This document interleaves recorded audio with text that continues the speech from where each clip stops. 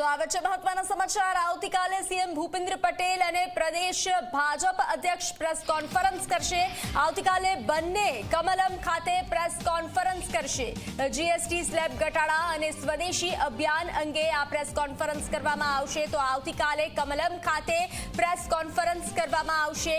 GST slab ઘટાડા અને સ્વદેશી અભિયાન અંગે પ્રેસ કોન્ફરન્સ કરવામાં આવશે। તો આ મહત્વના સમાચાર આવતીકાલે સીએમ ભૂપેન્દ્ર પટેલ અને પ્રદેશ બીજેપી અધ્યક્ષ પ્રેસ કોન્ફરન્સ કરશે। વધુ વિગતો સાથે સંવાદદાતા હિતલ જોડાઈ ચૂક્યા છે। હિતલ, આવતીકાલે કમલમ ખાતે પ્રેસ કોન્ફરન્સનું આયોજન સીએમ અને પ્રદેશ ભાજપ અધ્યક્ષ પ્રેસ કોન્ફરન્સ કરશે।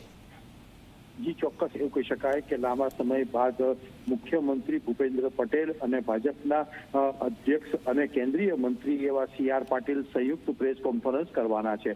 સ્વાભાવિક છે કે સવારે 10:15 વાગે આ પ્રેસ કોન્ફરન્સનું આયોજન કરવામાં આવ્યું છે।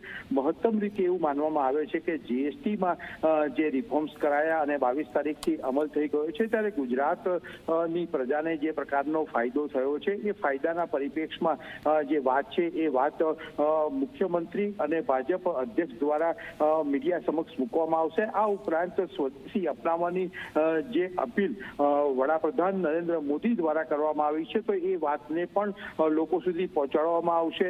દિવાળીના તહેવારો આવી રહ્યા છે, ત્યારે દિવાળીમાં મેક્સિમમ લોકો સ્વદેશી વસ્તુનો ઉપયોગ કરે એ પ્રકારની અપીલ પણ સંયુક્ત પ્રેસ કોન્ફરન્સમાં કરવામાં આવે તેવી શક્યતાઓ જોવામાં આવી રહી છે।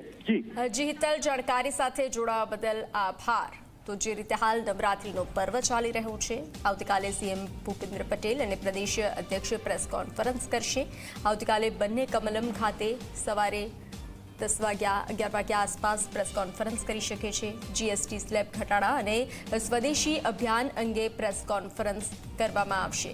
આવતીકાલે સીએમ બીજેપી અધ્યક્ષ પ્રેસ કોન્ફરન્સ કરશે।